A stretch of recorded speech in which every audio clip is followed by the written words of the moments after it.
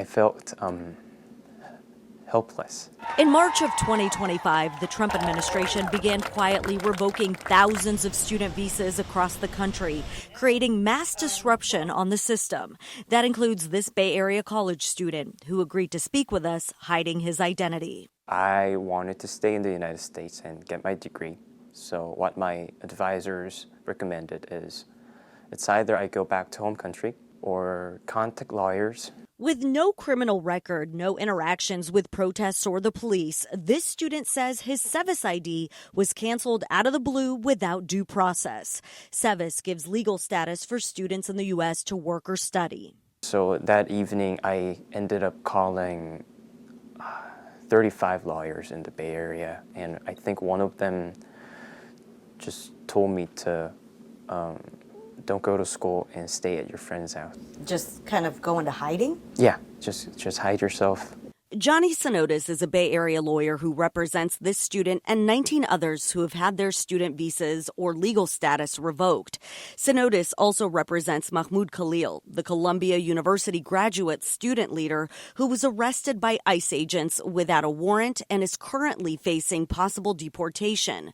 Sinotis says what's happening with these arrests and student visa cancellations is unprecedented. What ICE did to cancel the SEVIS records for these students was so outside the bounds of what they have authority to do that we felt very confident from the beginning. Nearly every court where a lawsuit has been brought on this issue has ruled against the government and quickly done so. And what we've seen in the last 3 weeks is the government's attorneys constantly having to change their arguments and their tune because their clients have just totally breached every sort of normalcy in the law.